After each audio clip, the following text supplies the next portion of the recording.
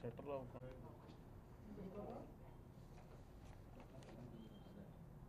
అదేదో ప్రాబ్లం వచ్చింది, అది షట్టర్ ఓపెన్ కావట్లేదంట. అది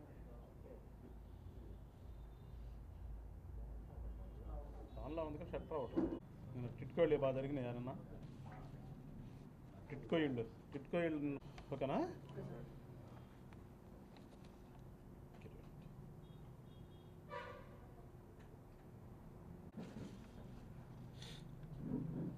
ముందుగా ప్రస్తుతం ఇండియా ట్రెండింగ్లో జనసేన పార్టీ అధ్యక్షులు పవన్ కళ్యాణ్ గారు నిర్వహిస్తున్నటువంటి శాఖ అయినటువంటి పంచాయతీరాజ్ శాఖ దేశంలోనే మొదటి స్థానంలో నిలిచి, అంటే రోడ్లు వేయటం కానీ, ఎంప్లాయీస్ యొక్క సాటిస్ఫాక్షన్కి కానీ ఇవాళ మొదటి స్థానంలో ట్రెండ్ అవుతున్నందుకు మనస్ఫూర్తిగా మా అధ్యక్షుల వారికి రాష్ట్ర ప్రజల తరపున అభినందనలు తెలియజేస్తూ, అట్లానే నిన్న దాదాపు 2.5 లక్షల ఇళ్ళు దాదాపుగా 7-8 సంవత్సరాల నుంచి ఎదురు చూస్తున్నటువంటి పేదల యొక్క కళ నెరవేరి వాళ్ళ కుటుంబాల్లో సంతోషం నింపేందుకు గాను జనసేన పార్టీ తరపున రాష్ట్ర ప్రభుత్వాన్ని ప్రత్యేకంగా అభినందిస్తూ, కృతజ్ఞతలు కూడా తెలుపుతూ, ఎందుకంటే కొంతమంది టిట్కో ఇళ్ళకి డబ్బులు కూడా కట్టున్న వాళ్ళు ఉన్నారు. ఇప్పటికైనా వాళ్ళ యొక్క బాధలు వ్యతలు తీర్చినందుకు రాష్ట్ర ప్రభుత్వాన్ని, మరి ముఖ్యంగా ముఖ్యమంత్రి చంద్రబాబు నాయుడు గారిని, అలానే గృహ నిర్మాణ శాఖ సంబంధించినటువంటి పార్థసారథి గారు కానీ, వీళ్ళందరికీ కూడా వెన్నుదన్నుగా ఉంటున్నటువంటి డిప్యూటీ సీఎం పవన్ కళ్యాణ్ గారికి కృతజ్ఞతలు తెలియజేస్తూ,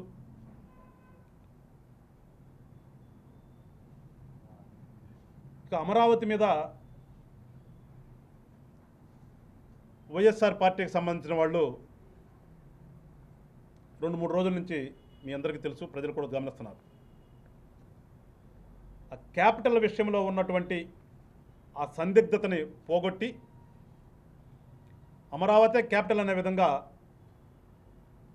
అప్పుడు బైపర్కేషన్ జరిగినప్పుడు ఉన్నటువంటి యాక్ట్ ఏదైతే ఉందో దాన్ని ఎమెండ్ చేస్తూ క్యాపిటల్ ఎట్ అమరావతిని పెట్టండి అని చెప్పేసి అసెంబ్లీ తీర్మానం చేసి పంపించిన దాని మీద ఈ వైఎస్ఆర్ పార్టీలో ఉన్న వాళ్ళు ఏ రకంగా మాట్లాడుతున్నారో చూస్తున్నాం. విచిత్రం ఏంటంటే, ఎవరైతే అసెంబ్లీకి వెళ్ళి మాట్లాడాలో 11 మంది ఉన్నారు కదా, జగన్మోహన్ రెడ్డి గారు అక్కడ కలుపుకుని 11 అనుకుంటాను. ఆ 11 మందిలో నుంచి ఒక్కరు కూడా దీని గురించి మాట్లాడినట్టు నేనైతే చూడాల, ఇంక్లూడింగ్ జగన్మోహన్ రెడ్డి గారు. మాట్లాడవలసిన 11 మందిలో నుంచి ఒక్కడ నోటి వెంట కూడా ఒక మాట రాలేదు. మూలన పడేసినటువంటి ఎక్కడెక్కడెక్కడెక్కడ ఉన్న వాళ్ళందరూ మాత్రం దాని మీద ప్రెస్ మీట్లు దాని గురించి మాట్లాడుతున్నారు. అది ఆశ్చర్యం అనిపించింది నాకైతే. వాస్తవానికి వాళ్ళు పాపం నిన్న అసెంబ్లీకి వెళ్తారని చెప్పేసి అందరూ ఆశించారు. ఎందుకంటే మేము కూడా ఒప్పుకున్నాం ఇదివరకట్లాగా 3 ముక్కలాట కాదు, మేమందరం ఒప్పుకున్నామని చెప్తున్నారు కదా, మాకు అభ్యంతరం లేదు, మా మీద నిందేశారు, ఇప్పటికీ మా జగన్మోహన్ రెడ్డి ఇల్లు ఇక్కడే కట్టుకున్నాడు, మేము అమరావతిలో రాజధాని ఉండడానికి ఇష్టమేను అని చెప్తున్నటువంటి ఈ పెద్ద మనుషుల్లో అసెంబ్లీకి వెళ్ళి దానికి ఓటేస్తారేమో అనుకున్నాం. కానీ ఆ 11 మందిలో ఎవడో అటువైపు తొంగి కూడా చూడకపోగా వెంటనే సాయంత్రానికే పెద్ద ముత్తైదులందరూ కూడా కొంతమంది ఉన్నారు కదా ఆఫీసులో కూర్చుని ప్రెస్ మీట్లు పెట్టేవాళ్ళు, వాళ్ళని ఆఫీసులో కూర్చుని పెడితే కొంతమంది వాళ్ళ ప్రాంతాల్లో కూర్చుని పెట్టారు. కానీ వీళ్ళందరూ కూడా ఓడిపోయిన బ్యాచే. ఈ 11 మందిలో ఎవరు నోరెత్తలు, ఈ రోజు వరకు నోరెత్తల. ఈ 11 మంది నుంచి ఒక్కళ్ళు కాదు ఒక్కళ్ళ. ఒకసారి ప్రజలు గమనించండి అని చెప్పేసి జనసేన పార్టీ నుంచి కోరుతున్నాం.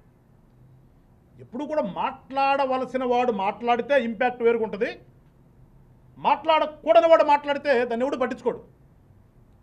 అందుకని ఒక సలహా ఏంటంటే వైఎస్ఆర్ పార్టీకి కూడా నేను ఇచ్చేది, మీరు ప్రతిపక్ష హోదా కావాలి, మేమే ప్రతిపక్షం అంటారు. ఎస్, మీరే ప్రతిపక్షం, మేము కూడా ఒప్పుకున్నాం దానికి. కానీ ఎవరు మాట్లాడారు వాళ్ళు మాట్లాడండి. ఊరికని ఎప్పుడు ఊకదప్పుడు కొట్టేటటువంటి వాళ్ళని తీసుకొచ్చి ఆఫీసులో కూర్చోడితే క్రెడిబిలిటీ పోద్ది. వాడిని ఎవడు పట్టించుకో, వీడు ఇంతే అంటారు. విలువ ఉన్నవాడు మాట్లాడితే జనం ఒకసారి ఆలోచిస్తారు. దాని ఇంకా విలువ లేనాడు ఎంత వాగినా కానీ, నిజం ఉన్నా కానీ వెనక మనం చదువుకున్నాం కదా, నాన్న పులి కథ, నాన్న పులి కథలా ఉంటుంది. అంతకుమించి ఏం లే వీళ్ళది. అమరావతి గురించి మాట్లాడుతున్నాక మీకు ఎట్లా హక్కు ఉంది అసలు? మీరు దాని మీద రకరకాలుగా చేశారు. గత 5 సంవత్సరాలు నాశనం చేశారు రాష్ట్రాన్ని. మీ ఇష్టం వచ్చినట్లుగా మాట్లాడారు, మీ ఇష్టాన్ని రీతిలో చేశారు. దాని మీద ఇవాళ వచ్చి మీరు అది సెల్ఫ్ ఫైనాన్స్ అన్నారు, సెల్ఫ్ ఫైనాన్స్ లేదు, తీసుకొచ్చే డబ్బులన్నీ లక్షల కోట్లు దాని మీదే పెడుతున్నారు, ప్రజలను పట్టించుకోవట్లేదు. ఏదో నోటికి ఏదో వస్తే అది ఏదో ఒకటి వాగాలి. కాబట్టి వాగుతున్నటువంటి మీ అందరికీ కూడా చెప్పదలుచుకున్న జనసేన పార్టీ తరపు నుంచి, ఏంటి మీరు గతంలో చేసింది? ఎక్కడ మంచి భూమి ఉంటే, ఎక్కడ మంచి ఆఫీస్ ఉంటే దాన్ని తాకట్టు పెట్టింది మీరు కదా. ఇవాళ వచ్చేటటువంటి మాట్లాడే మీ అందరికీ చెప్తున్నాను, వైఎస్ఆర్ పార్టీ వాళ్ళు ఎన్ని ఆస్తులు, ఆంధ్ర రాష్ట్ర ఆస్తులు ఎన్ని మీరు తాకట్టు పెట్టారు? ఆ తాకట్టు పెట్టిన వాటిల్లో ఇదే అమరావతి మీకు ఏదైతే నచ్చలేదని అంటున్నారో ఈ అమరావతి కూడా ఉంది కదా, ఈ అమరావతిలో భూములు కూడా ఉన్నాయి కదా. ఇంకా చెప్పాలంటే నిస్సిగ్గుగా మీరు కూర్చుని పరిపాలించింది మాకు అమరావతి వద్దు అని ఏడకపోవాలో మీకు తెలీదు, ఏడ కూర్చోడో తెలీదు. ఊరికి మాట అయితే అనేశారు, నేను ఎక్కడ కూర్చోండి అక్కడ రాజధాని అని. అంతకుమించి ఏం చేయాలో మీకు తెలియని పరిస్థితిలో గత ప్రభుత్వం నిర్మించినటువంటి అదే సెక్రటేరియట్లో కూర్చుని మీరు పరిపాలన చేసినటువంటి సెక్రటేరియట్ను కూడా తాకట్టు పెట్టారు కదా. ప్రజలకు తెలియదు ఇవన్నీ? తెలియకుండా దాశారు మీరు. ఇవాళ కూడా నాకు ఆశ్చర్యం ఏంటంటే, కూటమి ప్రభుత్వం వచ్చినప్పటికీ కూడా గతంలో మీరు చేసినటువంటి దుర్మార్గాల్ని ఇంకా వెలికి తీయాల్సిన పరిస్థితికి వచ్చింది. అంటే చూడండి ఎంత హాస్యాస్పదమో. ఒకసారి ప్రజలు గమనించండి. ప్రభుత్వం అంటే పారదర్శకంగా ఉండాలి, ప్రభుత్వంలో విధి విధానాలన్నీ కూడా ట్రాన్స్పరెన్సీగా ఉండాలి. ఇవాళ నేనేం చేశానో రేపది రిఫ్లెక్ట్ కావాలి, కనిపించాలి ఆఫీసులో. కానీ దౌర్భాగ్యం ఏంటంటే గత 5 సంవత్సరాలు 19-24 మధ్యన వీళ్ళు చేసినటువంటి దుర్మార్గాలు ఇవాళ అదే సెక్రటేరియట్లో కూడా కనిపించినటువంటి పరిస్థితి వచ్చింది. అసలు వీళ్ళు ఎన్ని తాకట్టు పెట్టారు, ఎక్కడెక్కడ తెచ్చారు, ఏమి చేశారు, వాటిలో ఏమైనా కట్టారా లేదని చూద్దామంటే ఇవాళ చాలా వరకు అసలు కనిపించిన పరిస్థితి. అంటే ప్రభుత్వంలో ఉండేటటువంటి, ప్రభుత్వంలో నడపవలసినటువంటి ఈ ఎగ్జిక్యూటివ్, పర్మనెంట్ ఎగ్జిక్యూటివ్లో ఉన్నటువంటి ఈ సోకాల్డ్ బ్యూరోక్రసీ, ఐఏఎస్లు కానీ, గ్రూప్ 1 ఆఫీసులు కానీ, వీళ్ళందరి యొక్క పనితీరు ఆంధ్ర రాష్ట్రంలో ఏ రకంగా ఉందో ప్రజలు ఒకసారి గమనించండి. ఎస్, రాజకీయ పార్టీలు 5 సంవత్సరాలకు ఒకసారి వస్తాం, కానీ అంటిల్ రిటైర్మెంట్ వరకు పరిపాలించవలసినటువంటి అధికారుల యొక్క నిర్లిప్తత కానీ, అధికారుల యొక్క దుర్మార్గాలు కానీ ప్రభుత్వంలో ఎంత గొప్పగా ఉంటున్నాయో ఒకసారి ప్రజలకి ఆలోచన చేయండి. అంటే అధికారులను తిడితే అదేంటి మీరు చెప్పినగా చేస్తున్నారంటారు. మేము చెప్పిన ఎందుకు చెయ్యాలని నేను అడుగుతున్నాను. ఇప్పుడు ఒక రాజకీయ పార్టీ నాయకుడిగా చెప్పింది అధికారులు ఎందుకు వినాలి? మీకు మంచి, ప్రజలకు మంచి అయితే మీరు చేయాలి. రాజకీయ పార్టీలు 5 సంవత్సరాలకు ఒకసారి వస్తాయి, పాలసీలు చేస్తాయి. ఆ పాలసీని ఇంప్లిమెంట్ చేయండి, అది కూడా పారదర్శకంగా చేయండి. దాయాల్సిన అవసరం ఏమొచ్చా మీకు?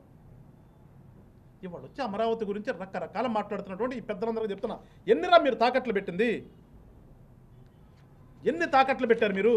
మాకు పూర్తి సమాచారం కూడా రాలా. అంటే అంత దౌర్భాగ్యంగా సెక్రటేరియట్లో ఉన్నటువంటి అధికారుల యొక్క పరిపాలన ఉంది.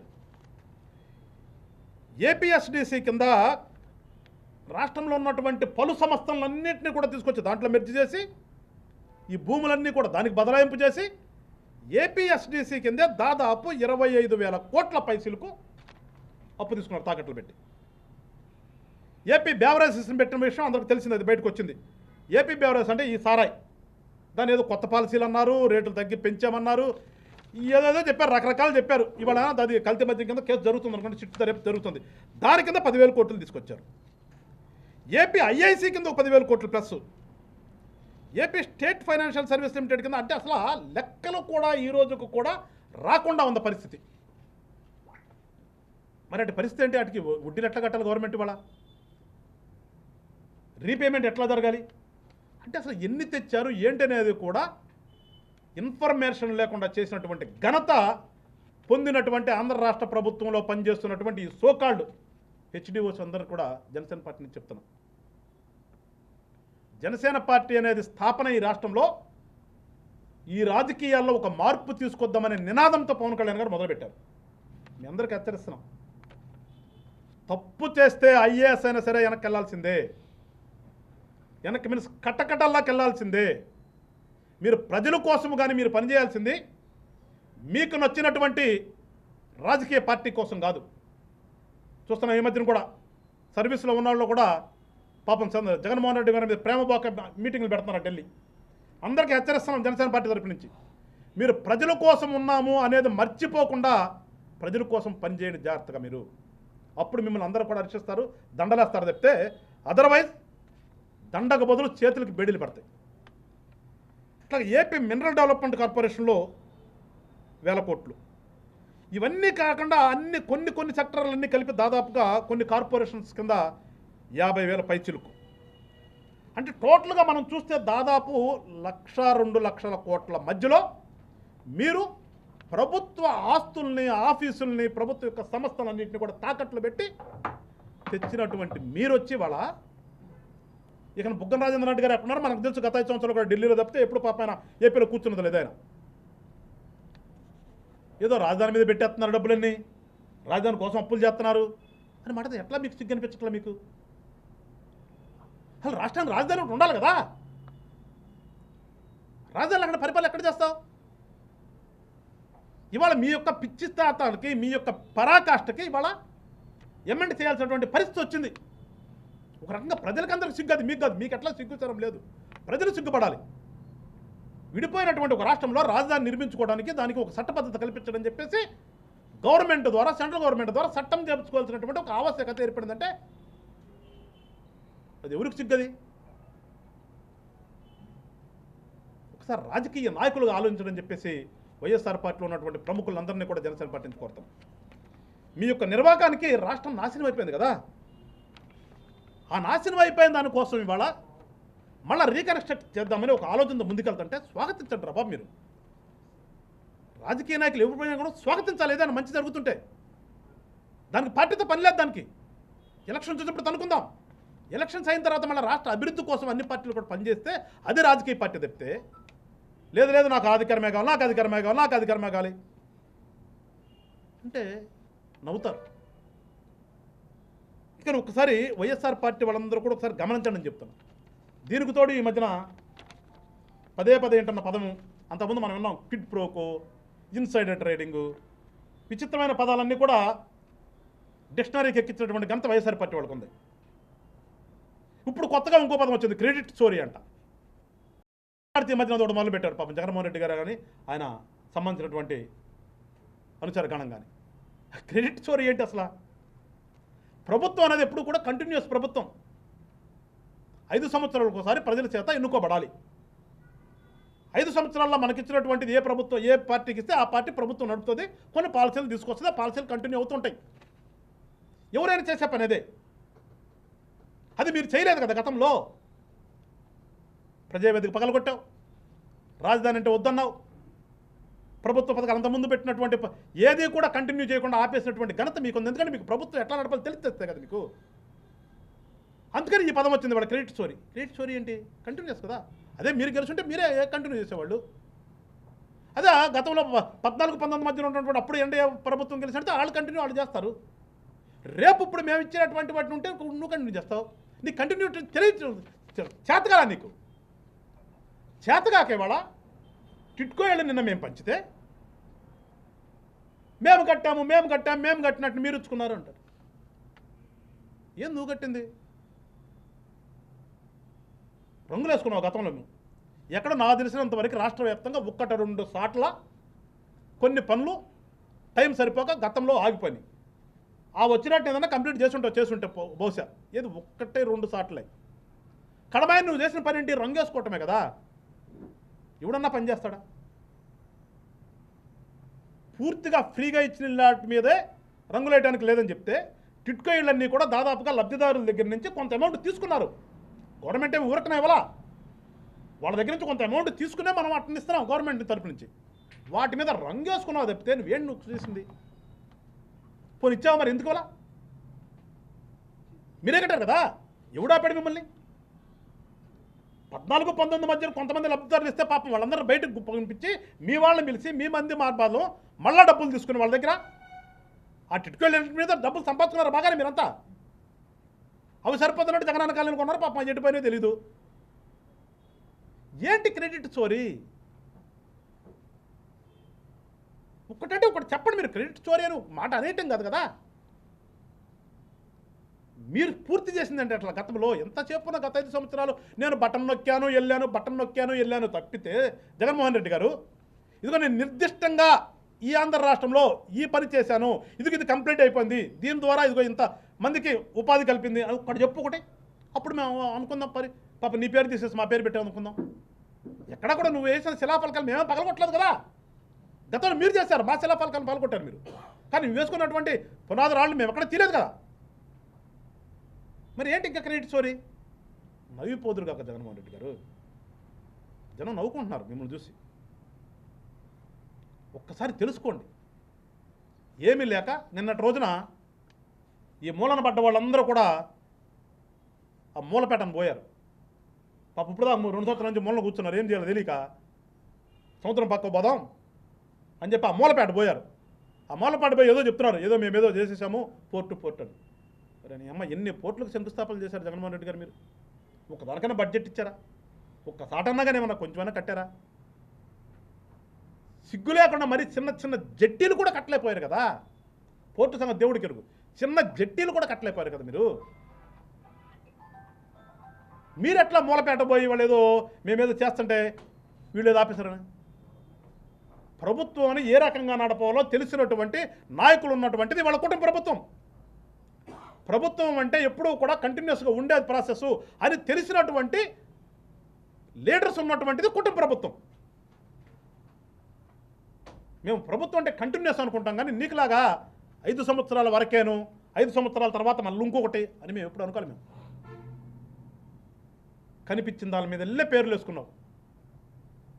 సర్వే రాళ్ల దగ్గర మొదలు పెడితే, రైతులకు ఇచ్చిన పాస్బుక్లు మొదలు పెడితే, నిన్న టిట్కో ఇళ్ళకి ఇచ్చినటువంటి ఆ ఇల్లు పాపం ఏదైతే సర్టిఫికేట్ ఇచ్చారు ఆ ఇల్లు సర్టిఫికేట్ మొదలు పెడితే, స్కూల్కి వెళ్ళే పిల్లలకు కడుతున్నటువంటి నాడు నేడు అని చెప్పి ఆ స్కూల్ దగ్గర మొదలు పెడితే, ఎక్కడ చూసినా నీ ఫోటోలు నీ రంగులు తప్పితే గత 5 సంవత్సరాల్లో మీరు చేసింది ఏంట్రా బాబు? అసలు మీరు చేశారని మీ క్రెడిట్ని మేము చోరీ చేయాలి? ఇప్పటికైనా చెప్తున్నాను, ఎప్పుడు కూడా ప్రజాస్వామ్యంలో రాజకీయ పార్టీలు ఉండాలి, ప్రతిపక్షంగా ఉండాలి, ప్రతిపక్ష పాత్ర పోషించాలి.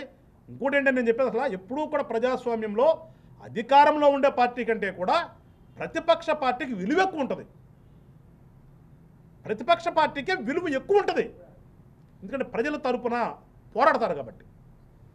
అట్లా మీరు కూడా మేము వెల్కమ్ చెప్తున్నాం. రాండి, ఎక్కడైనా తప్పు జరిగితే మీరు రాండి, మీరు నిలదీయండి, అప్పుడు మిమ్మల్ని మెచ్చుకుంటారు. తప్పితే ఊరికనే బెంగళూరు నుంచి తాడేపల్లి వచ్చి క్రెడిట్ చోరీ చేశారని చెప్పేసి నువ్వు వెళ్ళిపోతే తర్వాత దాన్ని కంటిన్యూగా ఎక్కడ ఉన్నటువంటి ఈ తతంగం అంతా నడుపుతానికి ఉన్నారు కదా కొంతమంది పెట్టుకున్నారు ఆ బ్యాచ్ని, వాళ్ళు వచ్చి కూర్చుని ఏదేదో మాట్లాడితే ఎప్పుడో గుర్తొచ్చినప్పుడు ఎక్కడికో వెళ్దాం, ఏదో ధర్నా చేద్దాం అనుకుంటే చెప్తున్నాం, మీరు మొత్తము కూడా మీకు లైసెన్స్ ఇస్తాం.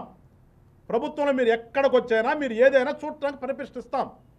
కానీ మేమేదో ధర్నాలు చేస్తాం, రాస్తారోకోలు చేస్తామంటే తోలు తీస్తాం. ఎప్పుడూ కూడా ప్రతిపక్షం అనేది ప్రజల తరపున పోరాడాలి.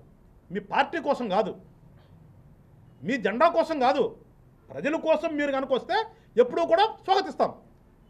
మీ జెండా చూపించుకోవాలి, మే నాయకులందరూ వచ్చి ఫోటోలు దిగుతామంటే అలా చెప్తున్నాం. చట్టం పని చట్టం చేస్తాం. అందుకని ఒకసారి ప్రజలందరూ కూడా అర్థం చేసుకోండి రాష్ట్రంలో జరుగుతున్నటువంటి పరిణామాలని. అట్లనే వైఎస్ఆర్సీపీ పార్టీ వాళ్ళు మీకు కూడా చెప్తున్నాం, మీరు కూడా ఒక రాజకీయ పార్టీగా రూపాంతరం చెందండి.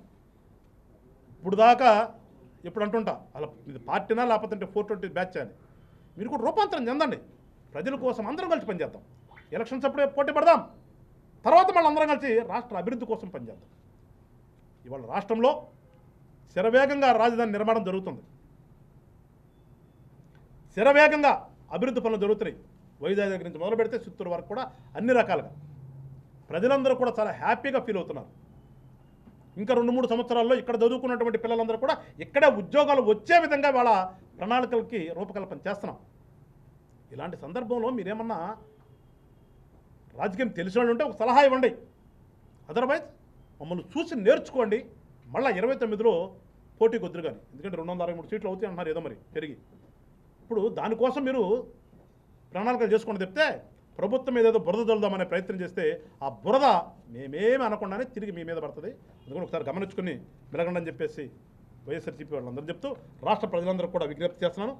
ఈ కూటమి వచ్చినటువంటి ఈ 2 సంవత్సరాల కాలంలో మా పనితీరు ఏ రకంగా ఉంది, ఇచ్చినటువంటి హామీలు ఏ రకంగా ఇస్తున్నాం, ప్రజల కోసం ఏ రకంగా నాయకులందరూ కూడా తపన పడుతూ పనిచేస్తున్నారో మీరందరూ కూడా ఆశీర్వదించి రేపు రాబోయేటటువంటి స్థానిక సంస్థల్లో కూడా మీరు ఆశీర్వదిస్తే మన రాష్ట్రాన్ని అభివృద్ధి చేసుకుందామని చెప్పేసి రాష్ట్ర ప్రజలందరూ కూడా తెలియజేస్తూ సెలవు తీసుకుంటాను. జై హింద్, జై జనసేన. వెళ్ళటం వేరు, ప్రభుత్వ ఆస్తులను తాకట్టు పెట్టడం వేరు. తాకట్టు పెట్టి మళ్ళీ నంగనాసి నీతులు చెప్తున్నారు చూడు, దాని గురించి నేను మాట్లాడుతున్నాను. మీరు పెట్టింది మీరు గతంలో మీరు దాదాపు ప్రభుత్వ ఆస్తులన్నీ తాకట్టు పెట్టి బయటకు రానివ్వకుండా దాదాపు 2 లక్షల కోట్లు కార్పొరేషన్ల పేరుతో డైరెక్ట్గా ఇండైరెక్ట్గా తెచ్చారు కదా. ప్రభుత్వంలో ఇండైరెక్ట్గా మీరు అప్పులు తేవాల్సిన అవసరం ఏమొచ్చా? అంటే నీ సొంతాన్ని తెచ్చుకున్నావా, డైవర్ట్ చేసుకున్నావా? అది నేను చెప్తాను. డైరెక్ట్గా మీరు అప్పులు తెచ్చి ప్రజల కోసం ఖర్చు చేయాలి. ప్రభుత్వం అంటే ఎవడికి తెలియకుండా దొంగసాటుగా మీరు ఎందుకు తీసుకురావాలి? అది ప్రభుత్వ పాలసీ విధానమా? అది నేను క్వశ్చన్ చేస్తాను.